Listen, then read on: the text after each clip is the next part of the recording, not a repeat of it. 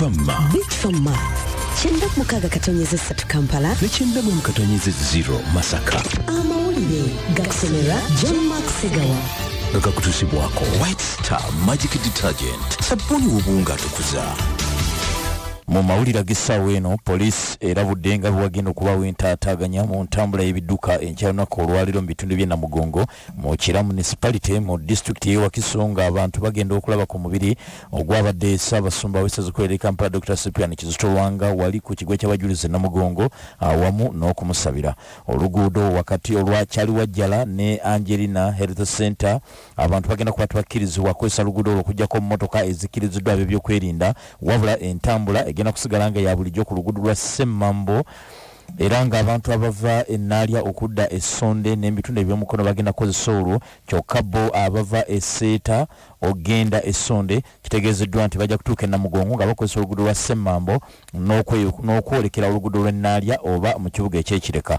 Okusinziira ku Luke Owesigire amyuka omwogezi wa poliisi mu Kampala n'emiriraano abakungu bagenda kutuuka e Namugongo nga bakozesa oluguudo olw'ekyali wajjala n'oluguudo olwa Angelina Health Center wabula abantu ba bulijjo basabiddwa okukozesa oluguudo lwa Ssemambo okutuuka e Namugongo okwetaba mu mmisa awamu n'okuba erisevanyuma kwabadde Ssabasumba Cyprian Kizito Lwanga. Amawulire ag'ennaku waliwo omuvubuka myaka 24 akubiddwa ejjinja erimu Seebu abadde ng'akola emirimu egy'okusima amayinja mu bitundu by'ekisolo. Omugenzi ye Nyabinoni Elias abadde omutuuze w'oku kyalo Nyagashinge mu kibuga eky'ekisolo ng'okusinziira ku amyuka omwogezi wa poliisi mu kitundu kino eri Mate omuvubuka ono abadde ali mu kusima mayinja mu kirombe kya Semaronko Jackson w'emyaka 40 kyokka nga talina kyayambadde. Ejjinja gyeriwa matuse waggulu ku lusozi okukakana lisoose kumukuba kugulu okwakono ne kubetenteka n'oluvannyuma naye ne limukuba yenna n'asaanawo. Ministry y'ebyokwerinda wamu ngera evunanyizibwa ku nsonga z'abaazirwanako yeetaaga trillioni 6 n'obuwumbi 300 okusobola okutambuza emirimu gyayo mu mwaka gw'ebyensimbi ogujja 2021-2022.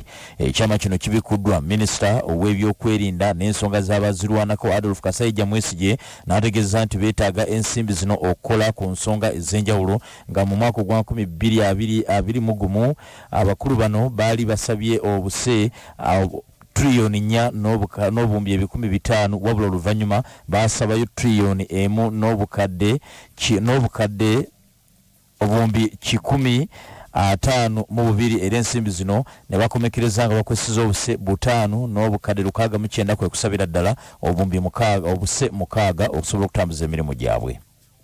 Bo abantu 5 bakwatiddwa ku bigambibwa nti bano babadde bakukusa abakyala okuva mu ggwanga erya Burundi era nga bakwatiddwa nga bakakukusa abakyala 30.